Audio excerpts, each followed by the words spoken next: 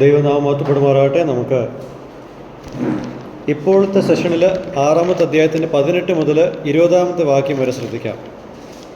കഴിഞ്ഞ സെഷനിൽ പൗലോസ് 4 സത്യങ്ങളാണ് കൊരിന്ത്യ വിശ്വാസികളുടെ ഓർമ്മയിലേക്ക് കൊണ്ടുവരുന്നത്. പ്രത്യേകിച്ച് ദുർനടപ്പിൻ്റെ കാര്യത്തിൽ അവരുടെ ശരീരങ്ങളെ പറ്റിയുള്ള 4 സത്യങ്ങൾ, 4 truths that the Corinthians needed to hear and remember regarding their bodies in the face of sexual immorality. 1. Bodies are not just restricted to the physical aspect. ശരീരം എന്ന് പറയുമ്പോൾ അത് കേവലം നമ്മളുടെ ബാഹ്യമായ ശരീരത്തെപ്പറ്റി മാത്രമല്ല സൂചിപ്പിക്കുന്നത്, ആത്മാവും ദേഹിയും അതിലുണ്ട്. 2. The bodies are exclusively for the Lord. നമ്മുടെ ശരീരം അതിൽ ദൃശ്യമായതും അദൃശ്യമായ ഘടകങ്ങളിലെല്ലാം കർത്താവിന് വേണ്ടിയിട്ട് മാത്രമുള്ളതാണ്. 3. Our bodies are promised a resurrection like Christ. ക്രിസ്തുവിനുണ്ടായ ഒരു പുനരുദ്ധാരണം പോലെ തന്നെ ഒരു പുനരുദ്ധാരണം നമ്മളുടെ ശരീരത്തിനും ദൈവം വാഗ്ദാനം ചെയ്തിട്ടുണ്ട്. 4. Their bodies are intrinsically joined to Christ in a spiritual union. ഒരു ആത്മീക ഏകീഭാവം നടന്നതിലൂടെ വേർപിരിയാത്ത തലത്തിൽ നമ്മളുടെ ശരീരങ്ങൾ ക്രിസ്തുവിനോട് ചേർക്കപ്പെട്ടിരിക്കുന്നു. He will present 2 more truths in these verses. ഇതിൻ്റെ കൂട്ടത്തിൽ 2 സത്യങ്ങൾ കൂടെ പൗലോസ് ഇവിടെ ഈ ഭാഗത്ത് പറയും. But before that, there is a commandment in verse 18, first line, flee sexual immorality. വായിച്ചേ. ദുർനടപ്പ് വിട്ടോടുവിൻ. Perhaps Paul takes a cue from what Joseph did in Genesis 39. ഉൽപ്പത്തി 39 യോസേഫ് ചെയ്ത കാര്യത്തിൽ ഊന്നിക്കൊണ്ടായിരിക്കാം പൗലോസ് ഇത് പറയുന്നത്. Oh, there Joseph left his cloth and ran away when Potiphar's wife forcefully tried to seduce him and sleep with him. അവിടെ പോത്തിഫറിൻ്റെ ഭാര്യയെ തന്നെ ബലമായിട്ട് തന്നോട് കൂടി ശയിക്കുവാൻ സമ്മർദ്ദം ചെലുത്തിയപ്പോൾ യോസെഫ് തൻ്റെ വസ്ത്രം അവിടെ വിട്ട് അവിടെ നിന്ന് ഓടിപ്പോകുന്നതായിട്ടാണ് നമ്മൾ കാണുന്നത്. Joseph had already reasoned with her once. ഒരിക്കൽ അവളെ കാര്യങ്ങൾ പറഞ്ഞ് മനസ്സിലാക്കുവാൻ യോസെഫ് ശ്രമിച്ചായിരുന്നു. And when the temptation came in full force within the privacy needed to commit this great wickedness against God, Joseph didn't resort to reasoning with her again. പിന്നീട് ഈ പരീക്ഷ വന്നപ്പോൾ പൂർണ്ണ ശക്തിയോട് കൂടിയിട്ട്, അതായത് ഈ ഒരു പാപം ചെയ്യുവാൻ വേണ്ട എല്ലാ സ്വകാര്യതയും, അതായത് ദൈവത്തോട് ഈ മഹാപാപം ചെയ്യാൻ ആവശ്യമായ എല്ലാ സ്വകാര്യതയും വന്നപ്പോൾ ആ സ്വകാര്യതയിൽ ശക്തിയോട് കൂടിയിട്ട് ഈ പരീക്ഷണം വന്നപ്പോൾ യോസെഫ് അവിടെ പിന്നെയും കാര്യങ്ങൾ പറഞ്ഞ് മനസ്സിലാക്കിക്കുവാൻ ശ്രമിക്കുന്നില്ല. Because Potiphar's wife is now beyond a position of being reasoned with his words. കാര്യങ്ങൾ പറഞ്ഞ് മനസ്സിലാക്കുന്ന തലത്തിൽ നിന്നും അപ്പുറമായിട്ടാണ് പോത്തിഫറിൻ്റെ ഭാര്യ നിൽക്കുന്നത്. So this is a right response to the issue of sexual immorality. ദുർനടപ്പ് എന്നുള്ള വിഷയം ഒരു വ്യക്തി ഫേസ് ചെയ്യുമ്പോൾ ഏറ്റവും അനുയോജ്യമായിട്ടുള്ള ഒരു പ്രതികരണമാണ് ഇവിടെ നമ്മൾ കാണുന്നത്. ഫ്ലീ, വിട്ടോടിപ്പോവുക. The command to flee has a sense of urgency to it. ഈ ഒരു വിട്ടോടി പോകുക എന്ന് പറയുമ്പോൾ ഇതിലൊരു ധൃതിയുടെ ഒരു അംശം നമുക്ക് കാണാൻ സാധിക്കും. The Corinthians should not linger around it after they have understood the truths about their bodies, which belong to Christ and are members of Christ. അവരുടെ ശരീരം ക്രിസ്തുവിൻ്റേതാണെന്നും ക്രിസ്തുവിൻ്റെ അംഗങ്ങളാണെന്നും മനസ്സിലാക്കിയവർ ഇനി ഇതിനെ ചുറ്റിപ്പറ്റി നിൽക്കരുത്. ഈ ദുർനടപ്പിൻ്റെ കാര്യത്തിൽ അവർ അതിന് ചുറ്റിപ്പറ്റി നിൽക്കരുത്. They should immediately stop whatever sexual immorality that they are involved in. അവർ ഉൾപ്പെട്ട് നിൽക്കുന്ന എല്ലാ ദുർനടപ്പും അവർ ഉടൻ തന്നെ നിർത്തണം. See, this is similar to the attitude that a highly diabetic person should have as he is aware of the gravity of the sickness that he has. പ്രമേഹ രോഗം ബാധിച്ച ഒരു വ്യക്തിക്ക് അദ്ദേഹത്തിൻ്റെ രോഗത്തിൻ്റെ കാഠിന്യത മനസ്സിലാക്കി കഴിഞ്ഞാൽ ഏത് മനോഭാവമാണോ ഉണ്ടാവേണ്ടത് അത് തന്നെയാണ് ഇവിടെയും. Quit everything that contains processed sugar in it. സംസ്കരിച്ച മധുരം ഉള്ള എല്ലാ ഭക്ഷണങ്ങളും വിട്ടുകളയുക ഉടൻ തന്നെ. So we now look at the remaining part of verse 18. 18-ാമത്തെ വാക്യത്തിൻ്റെ ബാക്കി ഭാഗം നമുക്കിപ്പോൾ വായിക്കാം. മനുഷ്യൻ ചെയ്യുന്ന ഏത് പാപവും ശരീരത്തിന് പുറത്താകുന്നു. ദുർനടപ്പുകാരനോ സ്വന്തം ശരീരത്തിന് വിരോധമായി ചെയ്യുന്നത്? ഓക്കെ, മനുഷ്യൻ ചെയ്യുന്ന ഏത് പാപവും ശരീരത്തിന് പുറത്താകുന്നു. So it is debated that this is a Corinthian slogan as we saw in 6 verse 1. അതായത് 6 verse 1 അല്ല, 6 verse 12. 6 verse 12, yeah. സകലത്തിലും എനിക്ക് കർത്തവ്യമുണ്ട്, എങ്കിലും സകലവും പ്രയോജനമുള്ളതല്ല. ഓക്കെ, ആ 12ാമത്തെ വാക്യത്തിലുള്ള മുദ്രാവാക്യം പോലുള്ളൊരു മുദ്രാവാക്യമാണോ ഇത് എന്ന് ഉള്ള ഒരു ചിന്ത പലർക്കും ഉണ്ടാവും. അതങ്ങനെ അല്ലെങ്കിൽ, if it's not that, then Paul is of the opinion that there are 2 types of sins present. അങ്ങനെ ഒരു മുദ്രാവാക്യം അല്ല എങ്കിൽ ഇവിടെ പൗലോസ് പറയാൻ ശ്രമിക്കുന്നത് 2 തരത്തിലുള്ള പാപങ്ങളുണ്ട്.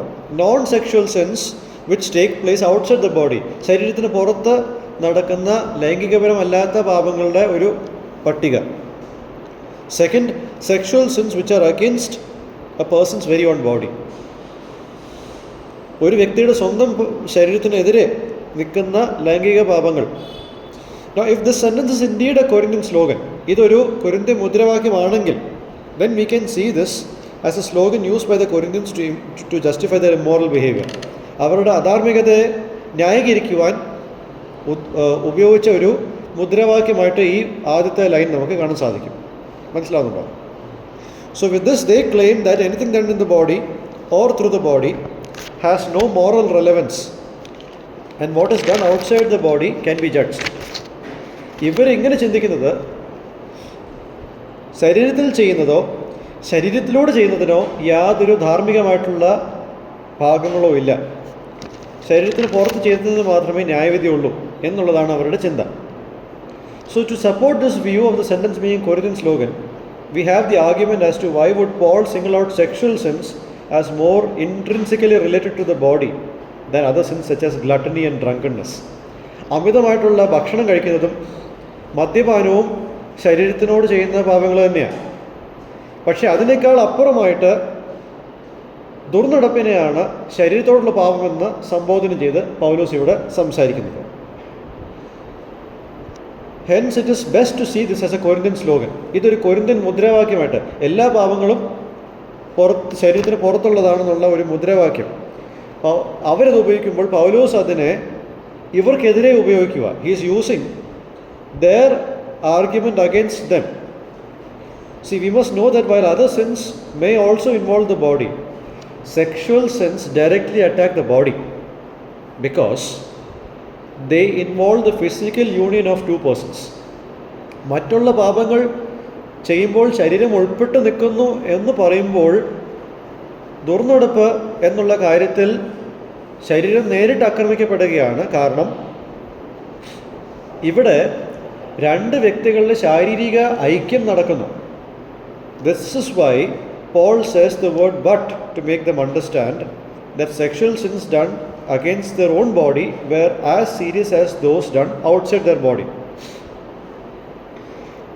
18ാമത്തെ വാക്യത്തിൽ every other sin that a man commits is outside the body, but sexually immoral man sins against his own body. രണ്ടും ഒരുപോലെ ഗൗരവം ഉള്ള കാര്യങ്ങളാണ്. ഓക്കെ, 18ാമത്തെ വാക്യത്തിൽ ഇത് പറഞ്ഞു. ഇനി 19ലും 20ലും ഇവരുടെ ശരീരത്തോടുള്ള ബന്ധത്തിൽ 2 സത്യങ്ങൾ കൂടുതൽ താൻ പറയുന്നുണ്ട്. There are 2 more truths in verse 19 and 20. So in verse 19 we title that as their bodies are temples of the Holy Spirit. പരിശുദ്ധാത്മാവിൻ്റെ മന്ദിരമാണ് അവരുടെ ശരീരങ്ങൾ. നമുക്കത് വായിക്കാം. ദൈവത്തിന്റെ ദാനമായി നിങ്ങളിൽ ലഭിക്കുന്ന പരിശുദ്ധാത്മാവിന്റെ മന്ദിരമാകുന്നു നിങ്ങളുടെ ശരീരമെന്നും നിങ്ങളെ വിലയ്ക്ക് വാങ്ങിയിരിക്കാൻ നിങ്ങൾ താന്താങ്ങൾക്കുള്ളവരല്ല എന്നും അറിയുന്നില്ലയോ? Yeah. Just as the local church is God's temple or dwelling place, as we saw in 3 verse 16, and the Holy Spirit dwells in the midst of God's people, which is an allusion to the dwelling of God's glory in the tabernacle that was situated among the Israelites who lived around it. Each of these Christians' bodies, which includes both physical and spiritual realm, are also temples of God, and the Holy Spirit dwells in them. ഓരോ പ്രാദേശിക സഭയും ദൈവത്തിന് മന്ദിരം അല്ലെങ്കിൽ വാസസ്ഥലമായതുപോലെ ഓരോ പ്രാദേശിക സഭയിലും പരിശുദ്ധാത്മാവ് വസിക്കുന്നത് പോലെ ഈ പരിശുദ്ധാത്മാവിൻ്റെ വാസം സൂചിപ്പിക്കുമ്പോഴും പഴയ നിയമത്തിൽ സമാഗമന കൂടാരത്തിൽ ദൈവത്തിൻ്റെ മഹത്വം വസിക്കുന്നത് ഇസ്രായേൽ മക്കളുടെ മധ്യയാണ്. അതുപോലെ തന്നെ ഉള്ള ഒരു ഇമേജറിയാണ് ഇവിടെയും കൊടുത്തിരിക്കുന്നത്. അപ്പോൾ സമൂഹം എന്ന നിലയിൽ പരിശുദ്ധാത്മാവ് ഇവരുടെ മധ്യ വസിക്കുന്നു. എന്നാൽ അതിനേക്കാൾ ഉപരി ഓരോ വിശ്വാസിയുടെ ശരീരത്തിൽ, അതായത് ശരീരം എന്ന് പറയുമ്പോൾ ബാഹ്യമായിട്ടുള്ളത് മാത്രമല്ല, കാണപ്പെടാത്ത ഭാഗങ്ങളിലും അതെല്ലാം ദൈവത്തിൻ്റെ മന്ദിരമാണ്. അതായത് നമ്മുടെ ശരീരം മാത്രമല്ല, ദേഹിയും ആത്മാവും ദൈവത്തിൻ്റെ മന്ദിരമാണ്. പരിശുദ്ധാത്മാവ് അവിടെ വസിക്കുന്നുണ്ട്. See, they received the Holy Spirit from God. അവർക്ക് ദൈവത്തിൽ നിന്നാണ് പരിശുദ്ധാത്മാവിനെ ലഭിച്ചത്. Verse 19. And they must remember the following truths about the Holy Spirit. പരിശുദ്ധാത്മാവിനെ പറ്റി ചില കാര്യങ്ങൾ അവർക്ക് തിരിച്ചറിയേണ്ടത് ആവശ്യമാണ്. And as the term suggests, the Spirit whom they have received from God is holy. പരിശുദ്ധാത്മാവ് എന്നുള്ള പദപ്രയോഗത്തിൽ തന്നെ അവർ ചിന്തിക്കേണ്ടത് എന്താ? അവർക്ക് ലഭിച്ച ആത്മാവ് പരിശുദ്ധമാണ്. ഈ വ്യക്തി പരിശുദ്ധനാണ്. That is, the moral purity present in the Godhead is fully present in the third person of the Trinity. ദൈവത്തിൽ അടങ്ങിയിരിക്കുന്ന എല്ലാ ധാർമ്മിക ശുദ്ധിയും അല്ലെങ്കിൽ വിശുദ്ധിയും തൃത്വത്തിലെ മൂന്നാമത്തെ വ്യക്തിയിൽ ഉണ്ട്. He who dwells in these believers hates wickedness and loves righteousness. വിശ്വാസികളിൽ വസിക്കുന്ന ഈ പരിശുദ്ധാത്മാവ് അധർമ്മത്തെ വെറുക്കുന്നു, നീതിയെ സ്നേഹിക്കുന്നു. First point about the Holy Spirit. The second point, the believers have received the Holy Spirit from God so that they may understand and comprehend the plan of salvation that was made manifest in the message of the cross.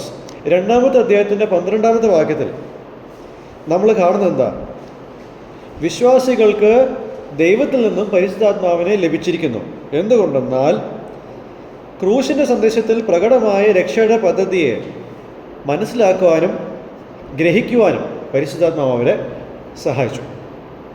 This Holy Spirit whom God gave to indwell in us opened the believers' minds to see their wretchedness and the all-compassing worth of Jesus Christ. 12 verse 3.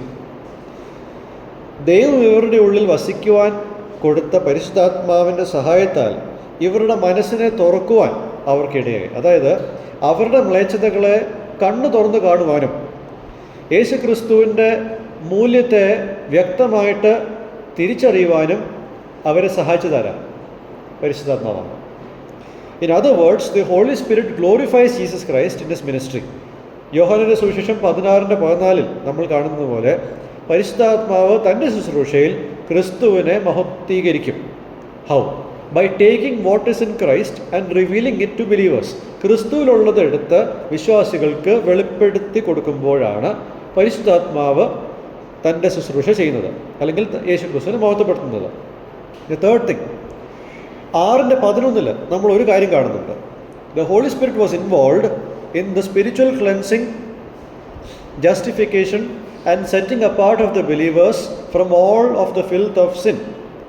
പാപത്തിൻ്റെ എല്ലാ മ്ലേച്ഛകളിൽ നിന്നും ഇവരെ ശുദ്ധീകരിക്കുവാനും നീതീകരിക്കുവാനും വേർപെടുത്തി വെക്കുവാനും പരിശുദ്ധാത്മാവ് അവിടെ ഉണ്ട്. Therefore, since the one who dwells in believers is holy, Christ glorifying and sin hating, the believers in Corinth and us ought to abstain from sexual immorality. അവരുടെ ഉള്ളിലും നമ്മളുടെ ഉള്ളിലും വസിക്കുന്ന പരിശുദ്ധാത്മാവ് പരിശുദ്ധനായതുകൊണ്ടും ക്രിസ്തുവിനെ മഹത്വീകരിക്കുന്നത് കൊണ്ടും പാപത്തെ വെറുക്കുന്നത് കൊണ്ടും കൊരിന്തിലെ വിശ്വാസികളും നമ്മളും ദുർനടപ്പിൽ നിന്നും ഓടിപ്പോണം. So that's the first thing. Their bodies are temples of the Holy Spirit. അവരുടെ ശരീരത്തിൽ പരിശുദ്ധാത്മാവിൻ്റെ വാസസ്ഥലമാണ് ഇരിക്കുന്നത്. ഇനി 20-ാമത്തെ വാക്യം ഒന്ന് വായിക്കാം.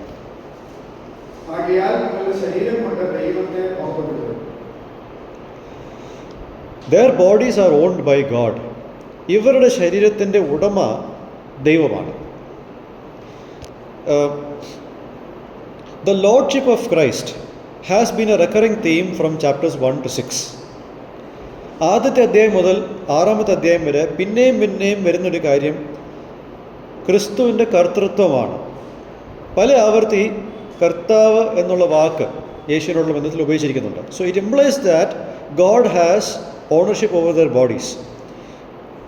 ദൈവത്തിന് ഇവരുടെ ശരീരത്തിന് മേൽ ഉടമസ്ഥത അവകാശമുണ്ട് എന്നുള്ളതാണ് ഇവിടെ കാണുന്നത്. ഈ 20ാമത്തെ വാക്യത്തിൽ ഇംഗ്ലീഷിൽ you are bought with a price, നിങ്ങളെ വില കൊടുത്ത് വാങ്ങിയവരാണ്. So that it conveys the image of a cash payment made to redeem a slave. 19 ഉണ്ട്.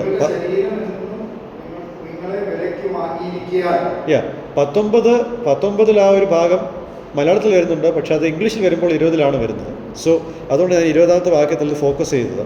So the image is of a cash payment made to redeem a slave from his or her slavery. ഒരു വ്യക്തിയെ അല്ലെങ്കിൽ ഒരു അടിമയെ അവൻ്റെ അടിമത്തത്തിൽ നിന്നും പുറത്ത് കൊണ്ടുവരാനായിട്ട് ചെയ്യുന്ന ഒരു ക്യാഷ് പേയ്മെൻറ്റ്, പണ ഇടപാടാണ് ഇവിടെ സൂചിപ്പിക്കുന്നത്. ആ വിലയ്ക്ക് വാങ്ങിയിരിക്കുന്നു, വില കൊടുത്ത് വാങ്ങിയിരിക്കുന്നു എന്നുള്ള പദപ്രയോഗം. So what is this?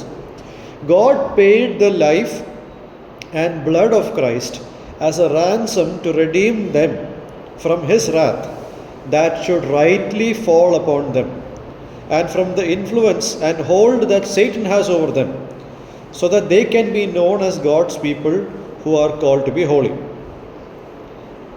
ഇവർക്ക് ദൈവത്തിൻ്റെ വിശുദ്ധ ജനമായി അറിയപ്പെടേണ്ടതിന് ദൈവം ഒരു മറുവിലയായിട്ട് ക്രിസ്തുവിൻ്റെ ജീവനും രക്തവും കൊടുത്തു. ഇവരുടെ മേൽ ന്യായമായിട്ട് വരേണ്ട എല്ലാ ദൈവക്രോധത്തിൽ നിന്നും ദൈവം അവരെ വില കൊടുത്ത് രക്ഷിച്ചു. ദൈവത്തിൻ്റെ കോപത്തിൽ നിന്നും ദൈവം വില കൊടുത്ത് ഇവരെ ദൈവം രക്ഷിച്ചു. സാത്താൻ ഇവരുടെ മേലുള്ള സ്വാധീനത്തിൽ നിന്നും അധികാരത്തിൽ നിന്നും ദൈവം ഇവരെ വില കൊടുത്ത് സ്വതന്ത്രമാക്കി. So they who were slaves to sin are now set free from sin by the price God paid, so that they will be slaves to righteousness. പാപത്തിന് അടിമയായിരുന്ന വ്യക്തികൾ ഇപ്പോൾ ദൈവം ഒരു മറുവില കൊടുത്തത് കൊണ്ട് ഇവർ ഇനി പാപത്തിൻ്റെ അടിമകളായിട്ടല്ല, മറിച്ച് നീതിയുടെ അടിമകളായിട്ടാണ് ഇനി അറിയപ്പെടേണ്ടത്. You are bought with a price, so therefore glorify God in your body.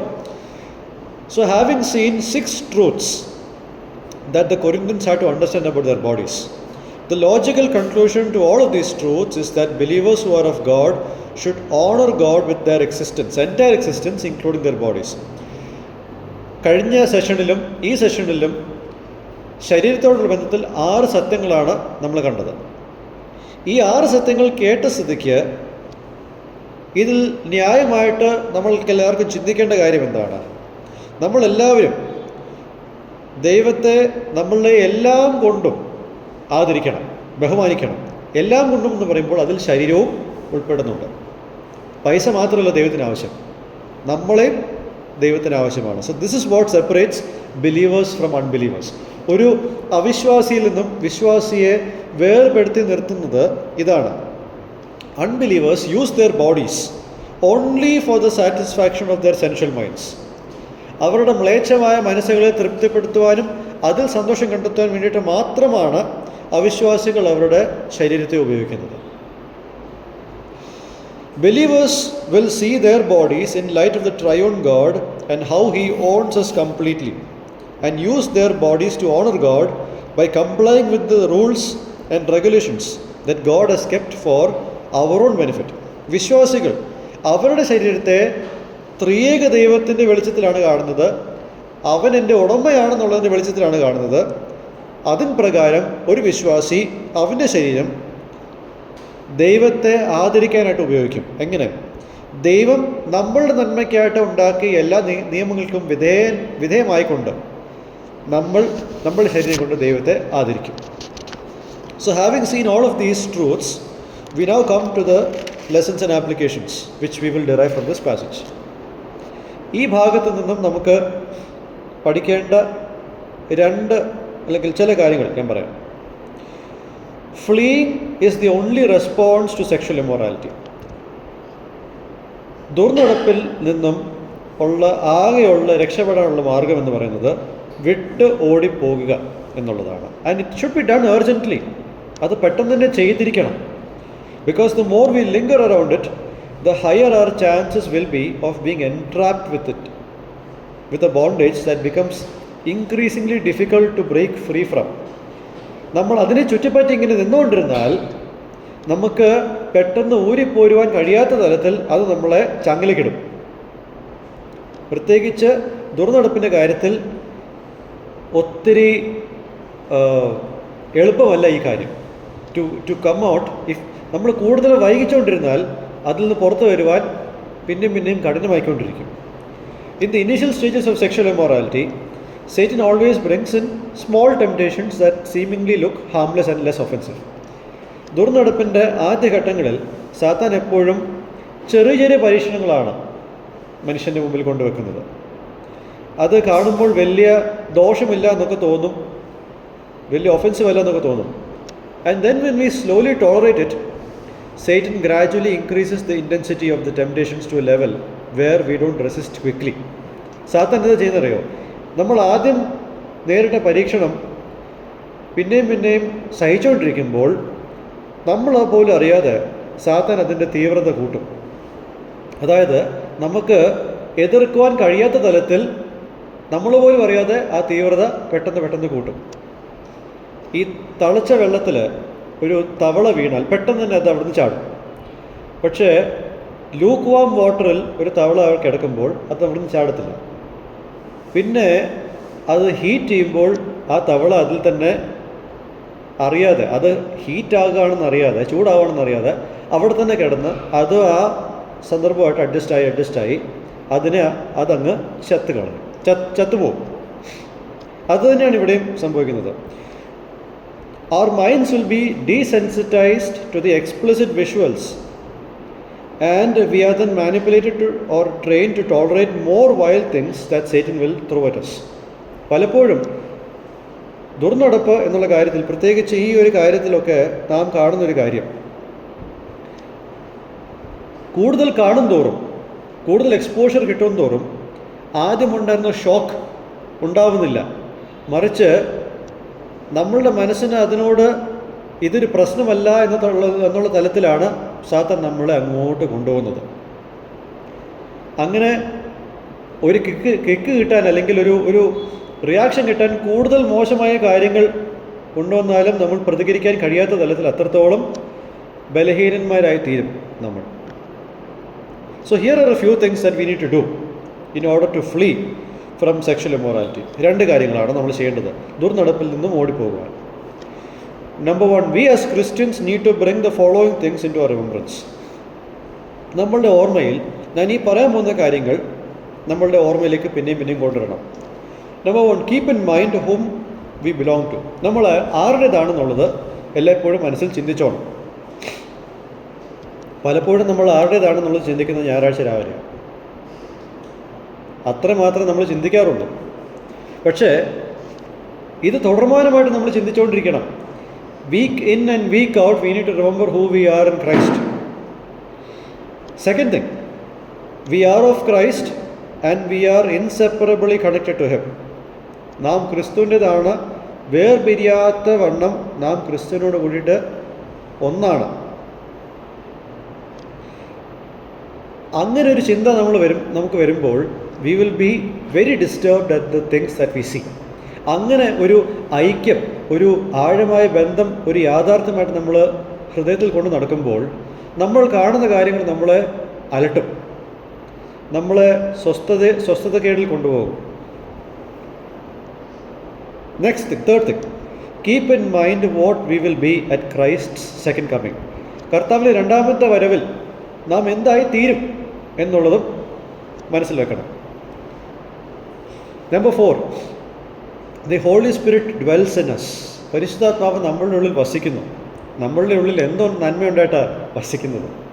പക്ഷേ നമ്മൾ ശുദ്ധീകരിച്ചിട്ടാണ് നമ്മളിൽ വസിക്കുന്നത്. So think about that. Fifth thing, everything we think or do affects us spiritually because we aren't just physical beings.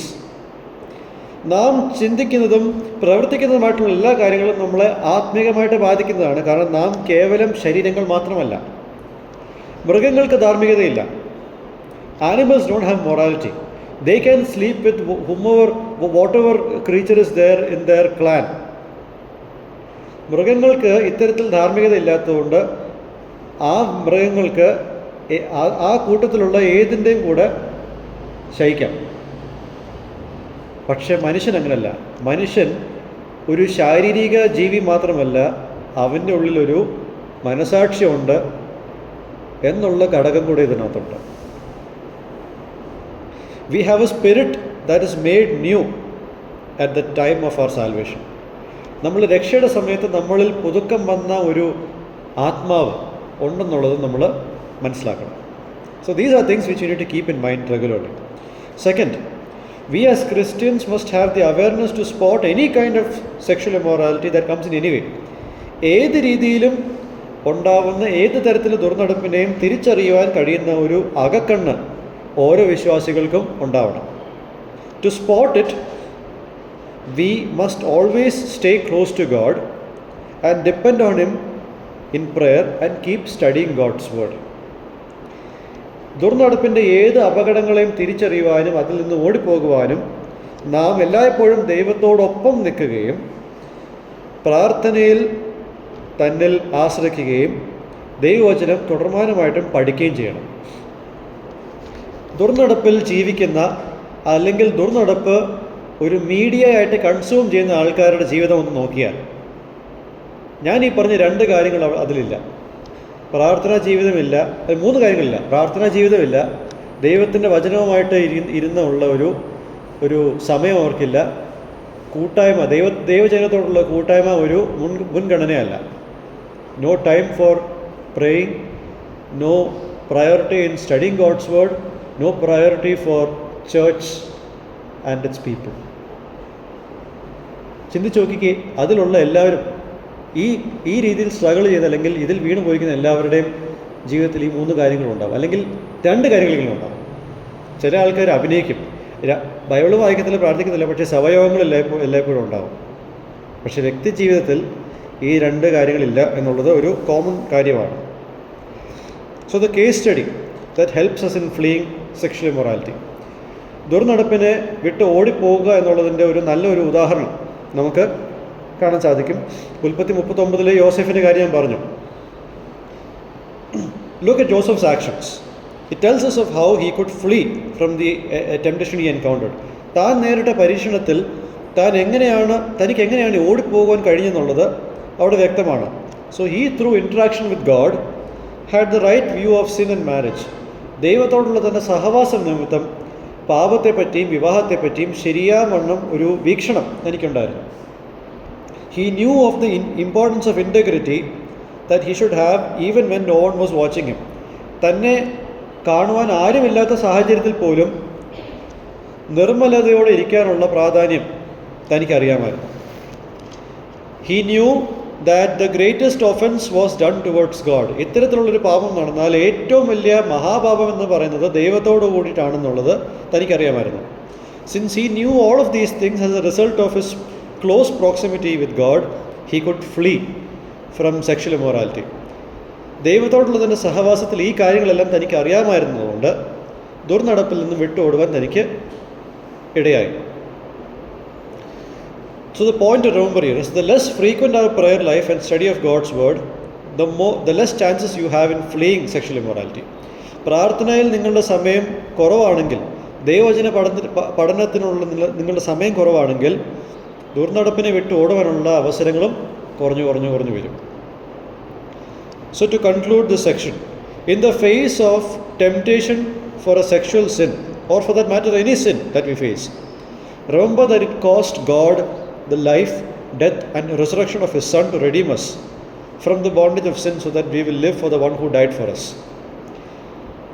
ദുർനടപ്പോ അല്ലെങ്കിൽ വേറെ ഏത് പാപമോ ആകട്ടെ, നമ്മൾ ഓർക്കേണ്ടത് ദൈവത്തിന് എന്ത് വിലയായിരുന്നു കൊടുക്കേണ്ടി വന്നത് നമ്മളെ വീണ്ടെടുക്കുവാൻ. തൻ്റെ പുത്രൻ്റെ ജീവൻ, മരണം, പുനരുദ്ധാനം, പാപത്തിൻ്റെ അടിമത്തത്തിൽ നിന്ന് നമ്മളെ അതിൽ നിന്നും വീണ്ടെടുക്കുവാനും നമുക്ക് വേണ്ടിയിട്ട് മരിച്ചവന് വേണ്ടിയിട്ട് നമുക്ക് ജീവിക്കുവാനും ദൈവത്തിന് വില കൊടുക്കേണ്ടി വന്നത് തൻ്റെ പുത്രൻ്റെ മരണവും പുനരുദ്ധാനവുമാണ്. ജീവന് മരണവും പുനരുദ്ധാനവുമാണ്. So remember the crucified Christ, the reason of His death to restore the image that we lost at the fall. The blood He shed to atone for your sins. ക്രൂശിക്കപ്പെട്ട ക്രിസ്തുവിനെ നിങ്ങൾ ഓർക്കുക. അവൻ്റെ മരണകാരണത്തെ നിങ്ങൾ ഓർക്കുക. എന്തായിരുന്നു മരണകാരണം? നമ്മളെ വീഴ്ചയ്ക്ക് മുമ്പുള്ള നമ്മളുടെ ദൈവസ്വരൂപത്തിലേക്ക് നമ്മളെ യഥാസ്ഥാനപ്പെടുത്താൻ വേണ്ടിയിട്ടാണ്. And the blood he shed to atone for your sins, നമ്മളുടെ പാപത്തിന് പരിഹാരമായിട്ട് താൻ ചൊരിഞ്ഞ രക്തത്തെ ഓർക്കുക. Remember that the triune God is inseparably connected to us. ഒരിക്കലും വേർപിരിയാത്ത വണ്ണം ഈ ത്രിയേക ദൈവം നമ്മളോട് ചേർന്ന് നിൽക്കുകയാണ്. We will make our abode in him, നാം അവനിൽ വസിക്കും. യോഹന്നാന്റെ സുവിശേഷത്തിൽ അതുണ്ട്. Keeping these thoughts will help us avoiding chasing behind these things that give you temporal pleasures and destroy U.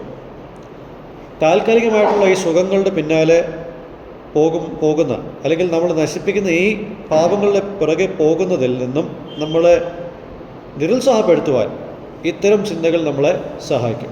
So may God B glorified in the body he dwells.